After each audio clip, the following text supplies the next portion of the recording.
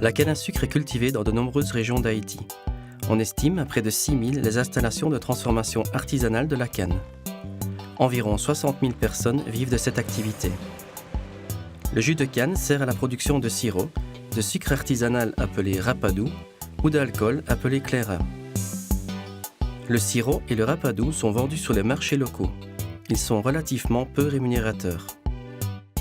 Dans le plateau central et l'Artibonite, l'économie rurale dépend fortement de la canne. On y trouve encore beaucoup de moulins en bois à traction animale.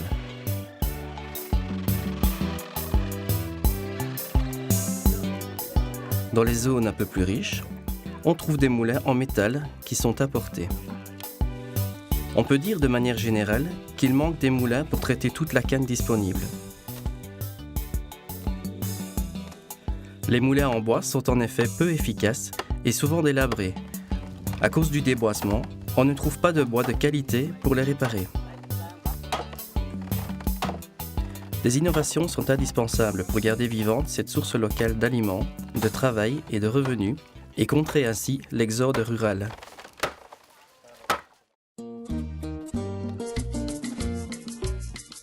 Le plateau central est propice à la culture de la canne à sucre. Un des centres de cette région est la petite ville de Pignon, qui rassemble commerce, artisanat et ateliers liés à la culture et au traitement de la canne à sucre.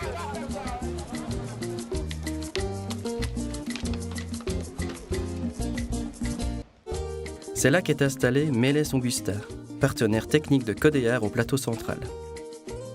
À l'âge de 16 ans, Mélès obtient son diplôme de mécanicien et travaille dans une sucrerie de la région en tant que mécanicien de maintenance. En 1997, il fonde son propre atelier, l'atelier Cadeau de Dieu, qui se développera très vite. La place vacante et prise par Mélès était indispensable à l'activité de la canne à sucre dans cette sous-région isolée du plateau central.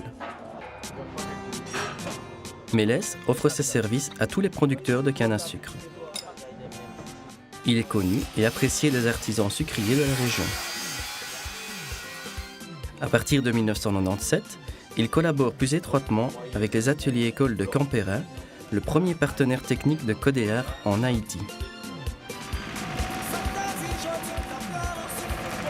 Des financements de la coopération belge, de Soleil Levé, une association partenaire de Codéar en Belgique, et des dons personnels permettent à Codéar d'aider Mélès à mieux équiper son atelier et peut alors mieux répondre aux besoins techniques des artisans de la canne à sucre au sein de sa région.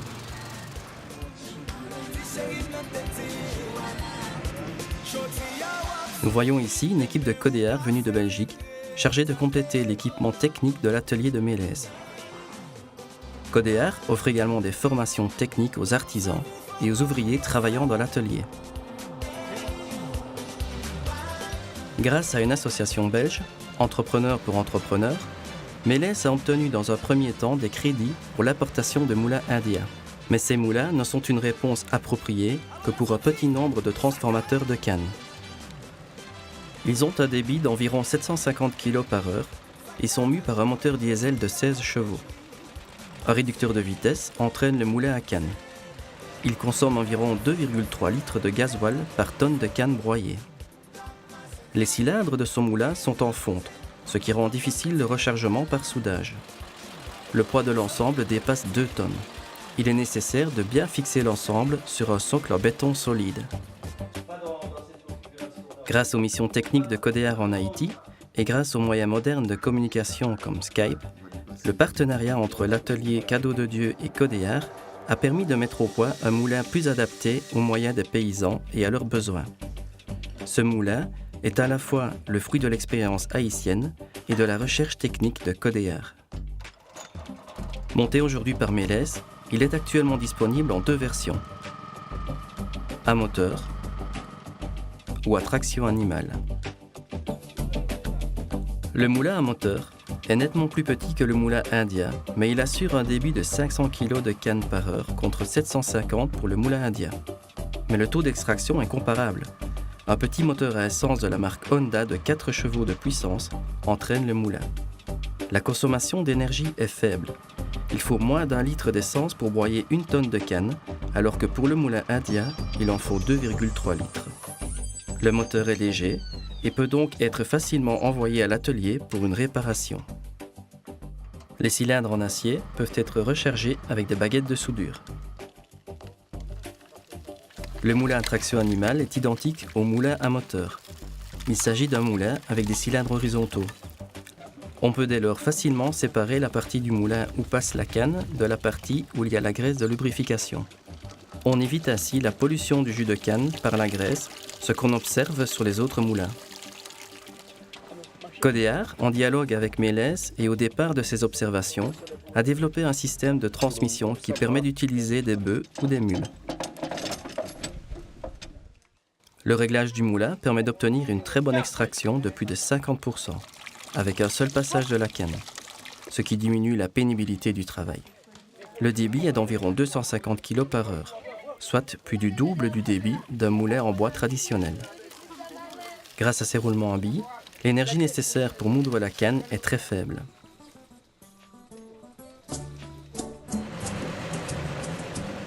Le jus de canne obtenu est transformé par évaporation dans une cuve chauffée par un four.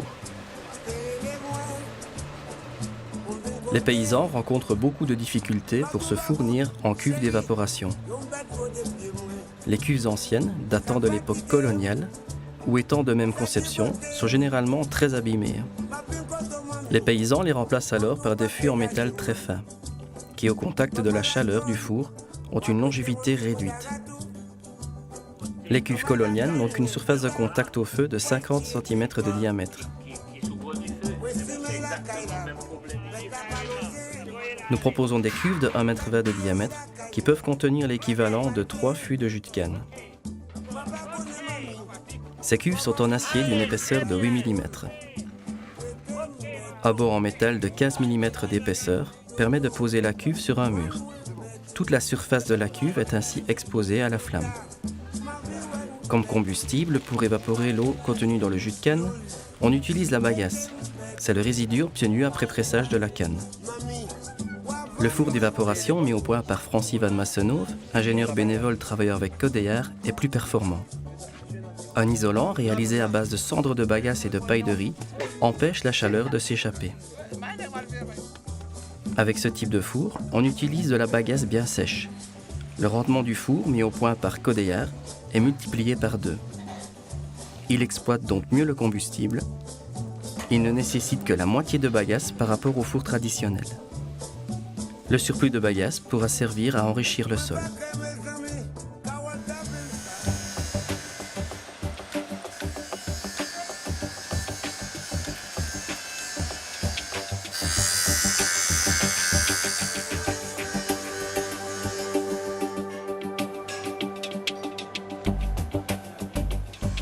L'atelier de Mélès partage l'objectif de Codéar, offrir des services techniques dans le secteur de la transformation de la canne, afin de créer des emplois dans le milieu agricole. En guise de conclusion, nous dirons que pour atteindre cet objectif commun, 4 mesures sont mises en place. Premièrement, le renforcement de la capacité technique et de gestion de l'atelier. Pour pouvoir offrir des services de qualité, il est nécessaire de disposer d'un atelier correctement équipé. Les techniciens doivent être bien formés. La gestion doit être saine pour que l'activité dure dans le temps et reste au service des paysans. C'est l'association T4D qui offre ses services d'appui technique à l'atelier de Mélès. Deuxièmement, l'accès à l'emprunt. Pour permettre le démarrage ou le développement d'installations locales, Codéar, avec des partenaires du Nord comme Entrepreneurs pour Entrepreneurs et Soleil Levé, finance l'achat de moulins à canne. Le prêt sera remboursé une fois les moulins livrés et installés par Mélès. Troisièmement, le développement de nouvelles solutions techniques.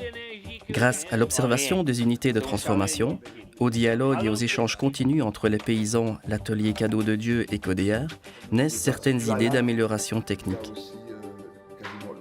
Des techniciens de Codéar, de T4D et de l'atelier de Pignon sont ainsi parvenus à fabriquer localement un moulin à canne nettement moins cher, qui consomme moins d'énergie et est réparable localement. Luxa, un ingénieur local, partie prenante de l'atelier de Mélès, a participé en Belgique aux recherches menées dans ce but.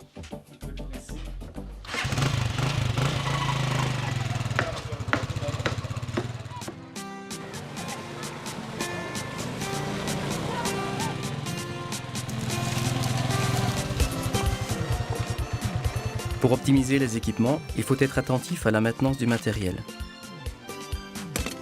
Il est très important de prévoir les pannes par un entretien régulier.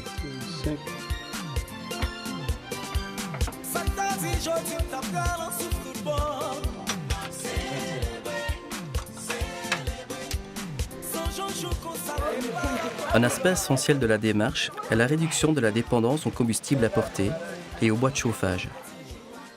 L'ingénieur Francis-Van Massenhoff et l'équipe de Codéar s'efforcent d'optimiser, au niveau énergétique, le fonctionnement du four d'évaporation afin qu'il ne consomme plus qu'uniquement le sous-produit de la canne à sucre qu'est la bagasse sèche.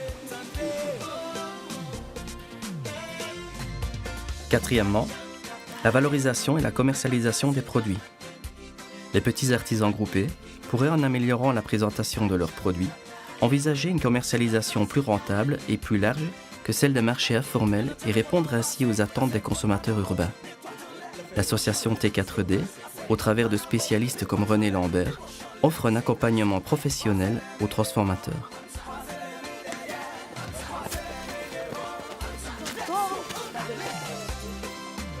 Cet ensemble d'actions concertées contribue par l'amélioration des conditions de travail et de production à augmenter les revenus des paysans pauvres, à leur rendre dignité autant que bien-être, ce qui, ici comme ailleurs, est l'objectif principal de Codéar.